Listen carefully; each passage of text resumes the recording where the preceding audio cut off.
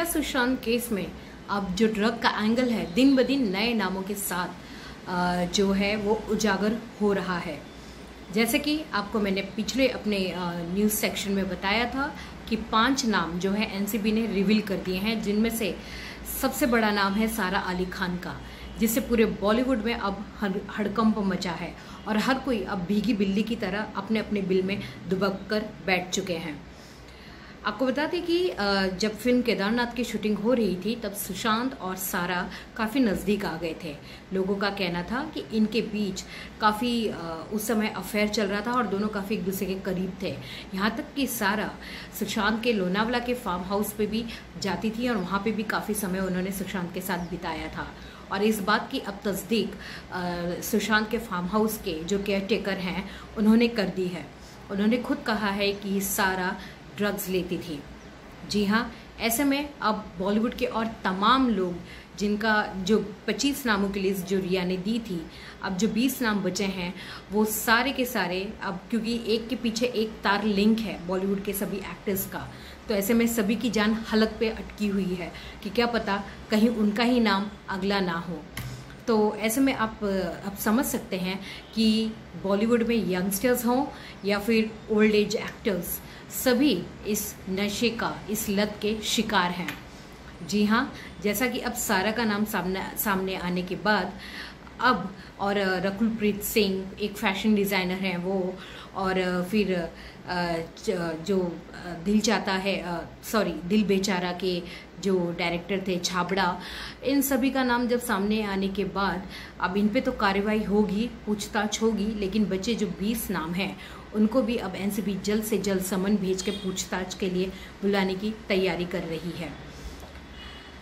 जब पैसा और शोहरत बहुत हो जाता है तो वो संभाले नहीं संभलता, और इसका कुछ जीता जागता उदाहरण है हमारे बॉलीवुड के एक्टर्स।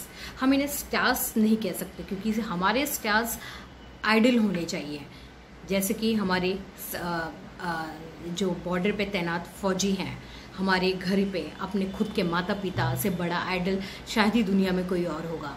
तो अब ये आपके ऊपर है कि आप किसे अपना आइडल चुनते हैं, ऐसे बॉलीवुड एक्टर्स को या फिर दूसरी तरफ अपने पेरेंट्स को और बॉर्डर पे खड़े उस सोल्जर को अपना आइडल मानते हैं।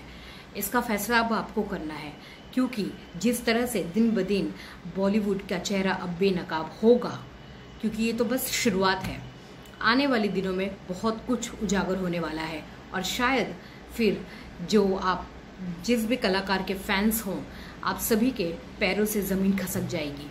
तो ऐसे में अब आपको डिसाइड करना है कि किसे आपको आपका फैंस मानना है और किसे नहीं। खैर, अब अगर हम एनसीबी की बात करें तो एनसीबी इन सभी पर कार्रवाई तो कर ही रही है, और ऐसे में अब इन एक्टर्स की लगता है जो करियर है वो अब दांव पे लग चुका है, क्योंकि एक बार जब कहते हैं नाम खराब हो जाता है तो इंडस्ट्री में कोई काम नहीं देता।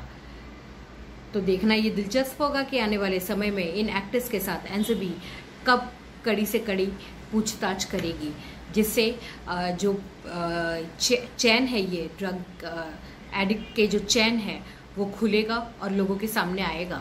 क्योंकि अभी कई और ड्रग्स पेडलर्स को एनसीबी ने गिरफ्तार किया है गोवा से और मुंबई से, और सभी काफ़ी यंग है। कुछ एक तो 23 साल का है, एक 28 साल का है, एक 32 साल का है।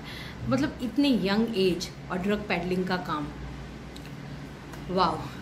तो अब आने वाले समय का हमें इंतज़ार करना है और देखना है कि एनसीबी अब इन सभी पे क्या और किस तरह की कार्रवाई करती है।